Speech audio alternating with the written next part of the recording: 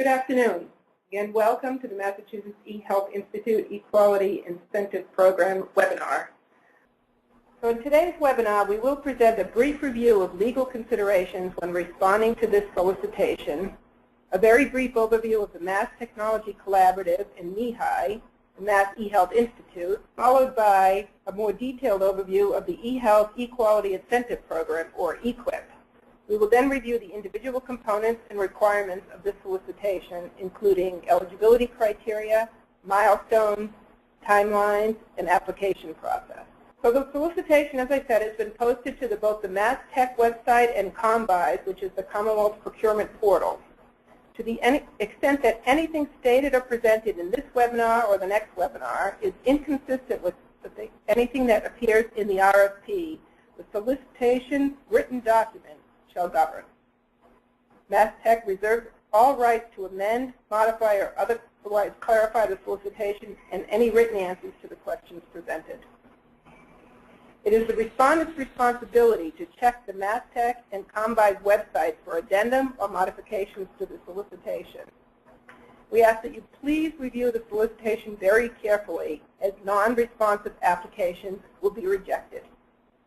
Right. I'm not going to spend a lot of time on the Mass Tech overview. Please refer to our website if you need additional information. The Massachusetts Technology Collaborative is a public economic development agency that was established pursuant to Mass General Laws, Chapter 40J. It is an independent authority of the Commonwealth of Massachusetts, and the Massachusetts eHealth Institute, or MeHI, is a non-divisible component of Mass Tech and functions as one of its business divisions. MeHI is dedicated to the advancement of healthcare through the use of technology. It is the designated state agency for coordinating healthcare innovation, technology, and competitiveness, accelerating the adoption of health information technologies, promoting health IT to improve the safety, quality, and efficiency of healthcare in Massachusetts, and advancing the dissemination of electronic health record systems in all healthcare provider settings that are networked through a statewide health information exchange, the Mass Highway. This slide shows the high-level vision, mission, and goals of MeHI, including supporting the triple aim of health reform: better population health, better patient care, and lower cost of health care. At a high level, MeHI currently has 4 major initiatives: the eHealth Equality Program, the Connected Communities Program, eHealth Services and Support, and eHealth Cluster Development. The eQIP solicitation is issued as part of the eHealth Equality Program. The objective of the eHealth Equality Incentive Program, or eQIP, is to promote effective use of interoperable EHRs by eligible long-term and post-acute care provider organizations in an effort to improve the quality and efficiency of healthcare in the Commonwealth while containing costs. Note that this incentive program is for eligible organizations, not eligible providers, as it is under Meaningful Use. eQIP payments will be made to organizational applicants.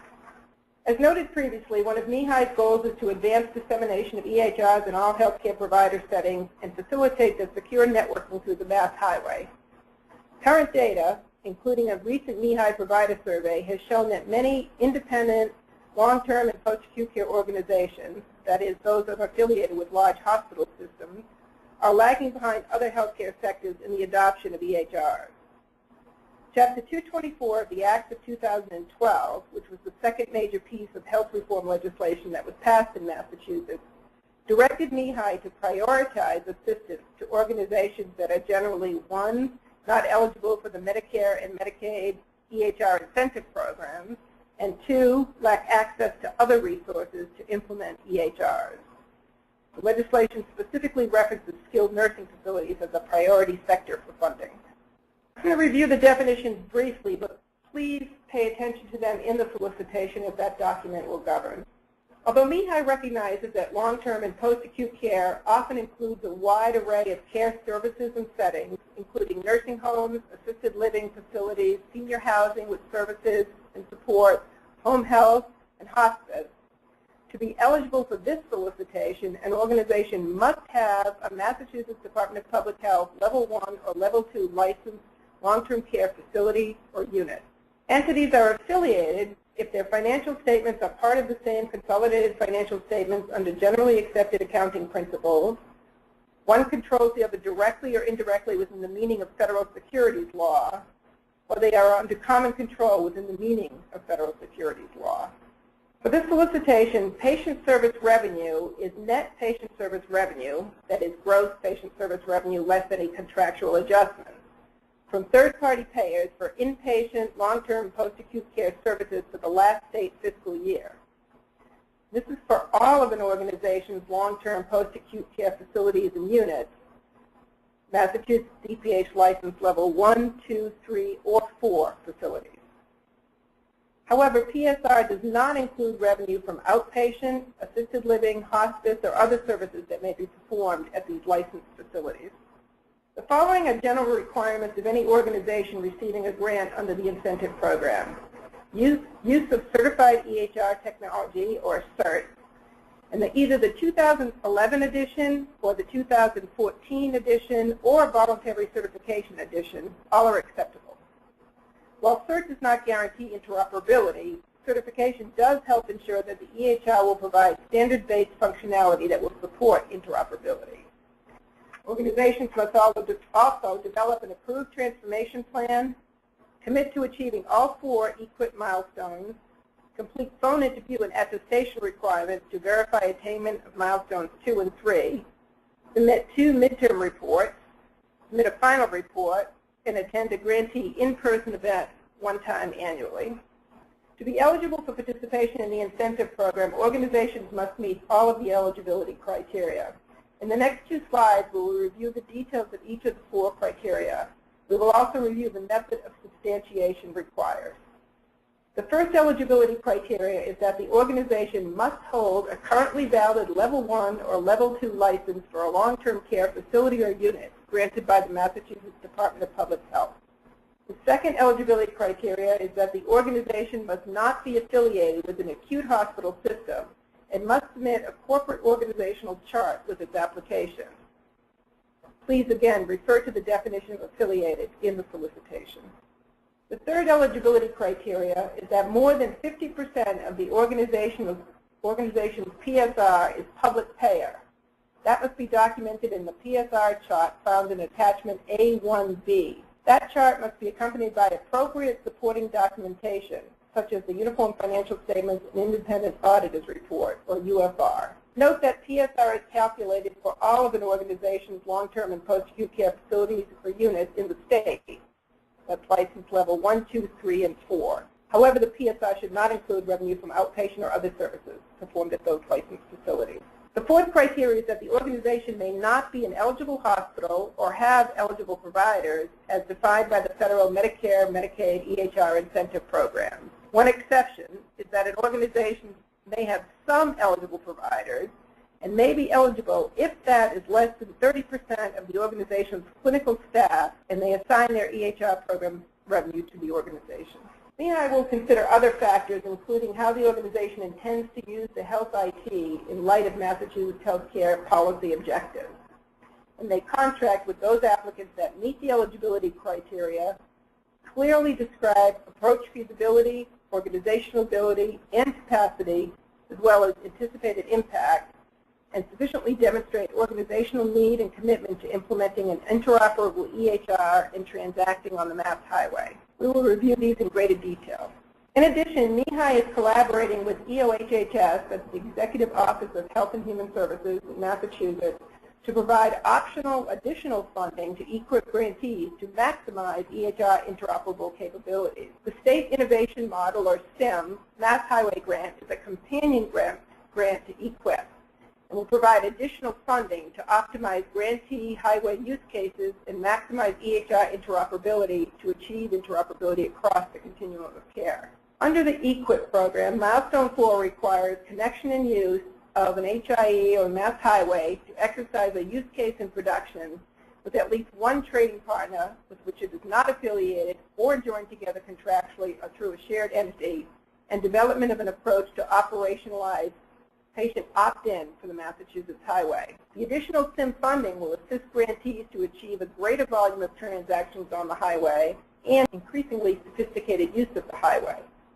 This companion grant is closely aligned to eQIP, but it is a separate funding program and will require a second application through EOHHS. I will go into more detail in the next slide, but in general, the requirements for each milestone are as follows. Milestone 1 requires a transformation plan that has been approved by MeHI, as well as completion of the highway use case development form. Milestone 2 requires a description of certified EHR technology and foundational use of the certified EHR technology. It also requires the organization develop a plan to engage clinicians who diagnose or prescribe and to prepare them for the use of the cert, and a description of policies and procedures to protect e-health information. Milestone 3 requires advanced use of the certified EHR technology and an updated description of the grantee's technology. Milestone 4 requires a copy of the HIE or Mass Highway Participation Agreement, attestation from the grantee and trading partner that production transactions are being sent and received for the use case developed in the highway use case, and a description of the approach to operationalize opt-in consent to the HIE and Mass Highway. Grantees are paid 25% of the total incentive for each milestone achieved. So for a little more detail, Milestone 1 requires development of a transformation plan that has to be approved by MeHI. The plan has to describe how the organization will prepare and transform its practice to maximize the potential of its investments in health IT in order to achieve identified outcomes. Grantees must also complete a highway use case development form. Milestone 2 requires the organization to demonstrate a foundational use of certified EHR technology. That is, to use the certified EHR technology to replace the paper chart and perform the following functions: clinical data repository, electronic nursing clinical documentation, and clinical provider order entry, or CPOE. Grantees must also provide a description of the certified EHR technology, including the vendor, product, version, setting of care, and extent of use. They must provide a plan to engage other clinicians who diagnose and prescribe and prepare them for the use of the cert, and a description of the organization's policies and procedures and how they're going to protect electronic health information. In Milestone 3, grantees must demonstrate an advanced use of the certified EHR technology. That is, use of the cert to manage patient care and perform at least 5 of the 9 functions listed. That is, integrate with practice operations or billing systems, maintain an up-to-date list of active problems, generate and transmit prescriptions electronically, use clinical decision support, clinician electronic documentation of patient progress notes, provide patients the ability to interact online with their practice or view their health information, perform medication management, enable electronic messaging within the institution and care team, and submit required forms electronically to state and federal agencies. Again, they must perform at least 5 of those 9 functions. For Milestone 4, you must connect to and use the Mass Highway or an HIE connected to the highway to exercise your use case in production with at least one trading partner with which the organization is not affiliated or joined together contractually or through a shared entity. Please note that this is a broader standard than the affiliated definition for the purposes of eligibility. Use case examples include discharge planning, incorporate electronic lab results into CERTs, public health reporting, care coordination with primary care, and others. Use case examples and development forms can be found on the MeHI website. That's www.mehi.masstech.org. A little more detail about the Milestone 1 transformation plan. And this slide, I'm not going to go through every detail, but it does reiterate some of the requirements of the transformation plan. Once the grantee is accepted, the transformation plan must be submitted within 90 days of the execution of the grant agreement between the organization and MeHI. An organization's transformation plan is expected to be very comprehensive, demonstrate a thorough analysis and an extensive level of detail. MeHI may request clarifications, modifications, and/or revision to any submitted transformation plan prior to approving it. So this chart represents the tiered payment structure for eQIP grantees. The milestone payment amounts are tiered by size. based on the total number of DPH licensed beds, that's level 1, 2, 3, and 4, that an organization has in Massachusetts. As follows: a small organization is considered up to 60 licensed beds, a medium organization 61 to 160 beds, large organizations 161 to 300 licensed beds, and very large organizations are greater than 300 licensed beds. So the payments will be awarded to achievement of 4 milestones over a roughly 2-year period. You can see from the chart, individual incentive payments, which are tiered by the size, will range between $8,250 and $20,625 per milestone, and will not exceed a total of $82,500 for any one organization for all 4 milestones. Note that milestones 1 to 3 must be met in sequence. However, milestone 4, the highway milestone, can be met any time after meeting milestone 1. The next will present an overview of the eQIP solicitation application process and evaluation criteria. This timeline slide repeats the important dates related to the RFP. Note that there is another webinar coming up on February 26th. There's a notice of intention to submit applications is due by March 6th. Final questions emailed in are due by March 12th and will be posted on our website by March 20th. All applications are due by April 2nd at 3 o'clock. We anticipate that final awards will be announced in May of 2015. The following must be submitted by April 2nd at 3 p.m. Now, these slides outline the RFP application submission process. Please be sure to follow the process exactly as is laid out in the RFP. Late or incomplete applications will not be accepted. Also, MeHI has developed a checklist that is on our website, along with a list of frequently asked questions that will be continually updated. And applicants can use this as guidance when completing their application packets for submission. So both electronic and hard copies are due on Thursday, April 2nd. After that filing deadline, MeHI may or may not seek additional information from an applicant prior to making the selection. MeHI will issue a notice of grant award for each application selected for funding that will stipulate the period of performance, the targeted milestones, the terms and conditions of the award, and the reporting requirements. As I said, a notice of intent to submit application should be submitted by March the 6th. Submission of the non-binding notice of intent does not bind the grantee to submit an application. However, it will greatly assist MeHI in its review of the application. As stated in the solicitation, numerous documents must be submitted at the same time as the application.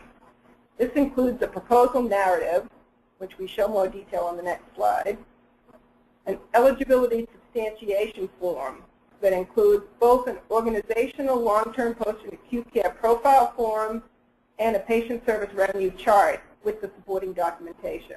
Current use of health IT substantiation form, officer certification form, a signed organizational approval letter that states support for the proposed project, an application summary sheet form, an authorized application signature and acceptance form. The proposal narrative consists of a number of pieces. It's a critical part of the application, and each of the items must be addressed. Each section does have a size limit, and the total narrative should not exceed 8 pages. It is especially critical that the abstract capture the significant details of your organizational approach to meeting program objectives, as this will be used to orient reviewers to each applicant's proposal and will facilitate contract scope writing. In the statement of need, the organization should describe why it needs the funds that are available through this grant program. For project approach, you should provide a synopsis of the organization's proposed approach to adopt and use health IT, currently in use and/or that needs to be procured, in order to meet each proposed milestone. Applicants must estimate the total cost of this project and the timeline to reach each milestone. You also need to complete the EHR product table, if it's applicable, and the Mass Highway status table. Health systems integration, an applicant shall describe how the organization will support efforts to integrate long-term post-acute care services with other care settings, that is, settings the patient is referred to or from. Examples might include coordinated treatment plans or maintaining continuity of care. In-kind resources You should describe those resources that the organization intends to provide to supplement or support these incentive payments and their estimated value. Applicants must also designate a project manager for the entire project and describe how senior leadership will oversee the initiative. Value of investment. Describe how receipt of these incentive payments will help achieve long-term benefits to the Commonwealth and meet the state's healthcare policy goals. Examples might include leveraging health IT and interoperable EHR systems to improve patient health, coordination of care, cross-service providers, transitions of care, or a reduction in healthcare costs. Also must describe anticipated challenges, what those challenges and problems that the organization envisions may occur, and meeting each of these milestones in ways that it will be able to address them. Critical attachments to the application include the organizational long-term post-acute care profile, attachment A1A. This must include all DPH licensed facilities or units, that's levels 1, 2, 3, or 4. The chart must be completed for every facility owned by an organization providing those levels of long-term post-acute care service in the Commonwealth. Organizational patient service revenue is attachment A1B. Must include source and page number or location to support the PSR amounts stated in the chart and the percentages within each attached supporting documentation, such as the uniform financial statements and independent auditor's report or a similar audit report, the most recent fiscal year available. Include a brief explanation of the organization's long-term post-acute care services, which should be broken out in the supporting documentation or explained in a table. Current use of health IT is attachment A2. Must attest to the level of health IT that is currently implemented in the organization and available to care providers. This is required in order to determine the organizational HIT baseline. Again, please see the application checklist on the MeHI website. It's a good reference. MeHI will review each application against the following criteria. Compliance. Has the applicant met each of the 4 eligibility criteria, including attestation and substantiation requirements? Need. Has the applicant described why they need the funding and how other sources of funds or resources are insufficient to meet their goals? Feasibility. Has the applicant described a feasible approach for meeting eQIP milestones and achieving a more advanced state of integration and use of health information technology? Ability. Has the applicant demonstrated the ability to meet the guidelines and conditions of the solicitation? Capacity. Has the applicant sufficiently indicated organizational capacity to carry out their proposed approach to achieving milestones? Commitment. Has the applicant demonstrated their commitment to meeting the intent of the grant as well as all 4 milestones? And finally, impact. Has the applicant addressed how it intends to use its EHR and other health IT to support the Commonwealth's healthcare policy objectives?